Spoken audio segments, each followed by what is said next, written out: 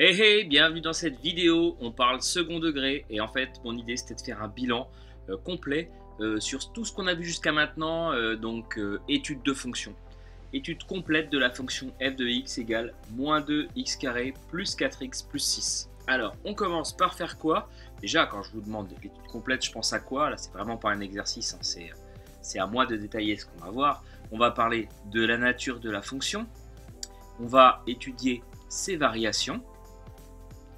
On peut faire quoi aussi? Eh bien, on peut se pencher sur ses racines éventuelles, peut-être pas. On va se pencher sur également sa factorisation éventuelle. Pour finir, on parlera de sa courbe. Donc 5 points qu'on va traiter. Premier point, quelle est la nature de cette expression? Évidemment, f est un polynôme du second degré, vous le savez. Du second degré. Pourquoi? Parce qu'il y a de la forme, car de la forme ax carré plus bx plus c, et on va détailler qui sont les coefficients avec petit a qui vaut moins 2, petit b qui vaut 4 et petit c qui vaut 6. Donc première question, c'est fait, c'est un polynôme. Pour tout le reste, on va passer sur calculatrice pour déjà émettre des conjectures. Donc là je suis sur TI, vous pressez sur f de x. Sur Casio, ici, il y a un bouton menu, vous allez sur grave, je crois.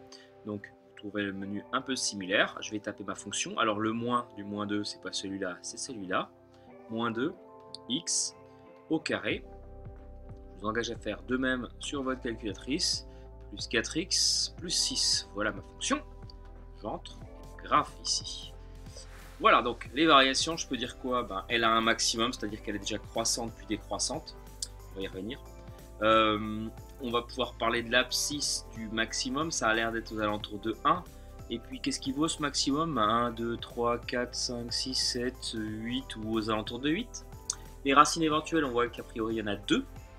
Ça a l'air d'être moins 1 et 3, ou en tout cas aux alentours. On va pouvoir du coup factoriser. Et puis la courbe, en fait, les éléments qui sont vraiment importants dans cette courbe, c'est quoi? C'est ce point-là, bien sûr, et ce point-là, ce sont les racines. Il y a évidemment le sommet aussi, puis peut-être là où la courbe coupe l'axe des ordonnées. Elle le coupe en quoi? Elle le coupe en 1, 2, 3, 4, 5, 6, et ça on en est sûr, puisqu'en fait c'est ici, c'est le petit c. Je reviens à la courbe juste après. Là on passe aux variations. Alors comment rédiger ça? Vous allez juste vous contenter de dire A, ça vaut moins 2, c'est négatif. Donc F présente ou admet un maximum pour x égale, ou alors atteint en x égale, rappelez de la formule que je remets en rouge, moins b sur 2a. Donc ça fait quoi ici, moins b sur 2a? Ça fait moins 4 sur 2 fois moins 2, c'est-à-dire moins 4 divisé par moins 4, ou encore 1. Et qu'est-ce qui vaut ce maximum? Il vaut f2 du nombre que vous avez trouvé. Ici en l'occurrence f de 1. Ça fait donc moins 2 fois 1 au carré, plus 4 fois 1, plus 6. Ou encore, 1 au carré, ça fait 1. Moins 2 fois 1, ça fait moins 2. 4, plus 6. 6 plus 4, 10, moins 2, 8. Voilà le maximum, il vaut 8. On termine par un tout petit tableau de variation dans lequel on met x. La fonction, a priori, elle est définie pour n'importe quel x, donc sur moins l'infini plus l'infini. J'aurais peut-être dû commencer par là, elle est définie sur R. Ici, on va mettre variation de f. Et donc on a dit qu'elle avait un maximum, c'est-à-dire qu'elle monte et qu'elle descend. Donc ce maximum il est atteint en 1 et il vaut 8. Voilà pour les variations.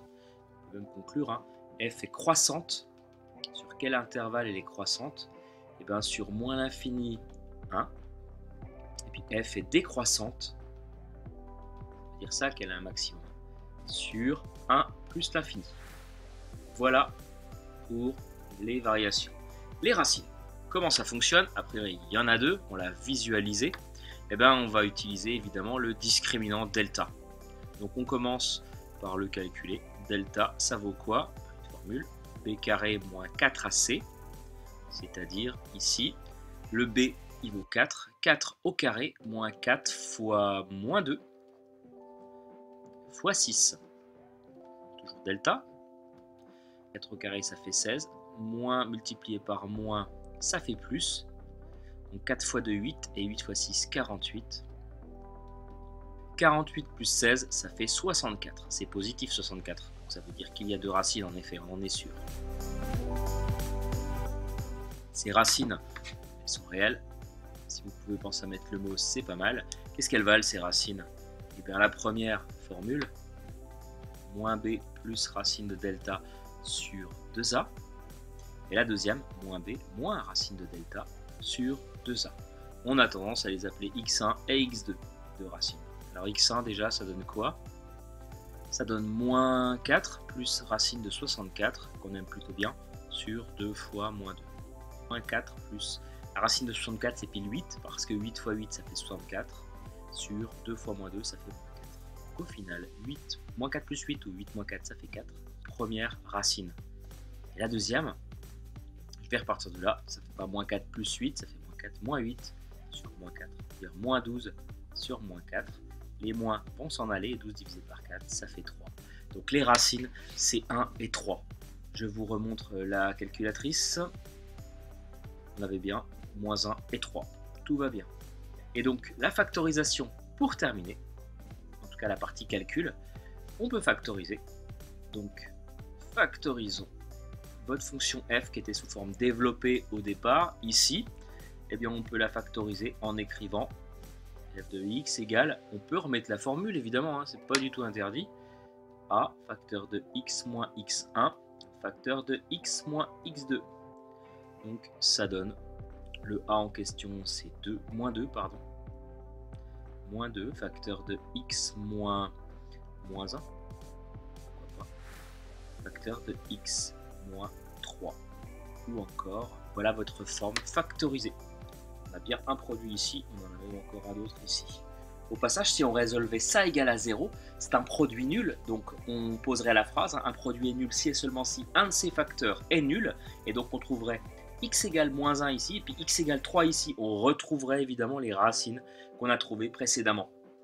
Donc, je vous ai déjà montré ce que ça donnait sur calculatrice, hein. Tout va bien par rapport à ce qu'on a trouvé en vrai. Je vous montre maintenant sur GeoGebra. La courbe est plus précise, donc c'est bien le polynôme. Hein. GeoGebra permet en plus de factoriser, donc vous avez vu, on retrouve notre résultat. Et puis en plus, GeoGebra permet d'afficher les points importants. Donc on a les racines A et B, ce sont les nombres là. Donc le point de coordonnées moins 1, 0 et 3, 0. Vous avez remarqué que GeoGebra met des égales ici alors qu'on n'en met pas. L'extrémum 1, 8, c'est ce qu'on a trouvé. Et puis le point d'intersection avec l'axe des ordonnées, c'est ce qu'on appelle l'ordonnée à l'origine, c'est 6, donc le point c'est 0,6. Donc au final, en fait, quand on trace une courbe, les seules choses intéressantes, ce sont les 4 points qui sont là. Vous placez ce point-là, vous placez celui-là, vous placez le sommet évidemment, vous placez le point de coupe, et après, eh ben, on trace comme on peut. C'est ce qu'on appelle une allure de courbe. Les autres points, finalement, ne sont pas vraiment vitaux. Vous placez ces 4 points, et après, vous tracez votre courbe. Et vous avez tout ce qu'il faut. Donc ça aussi, c'est exigible.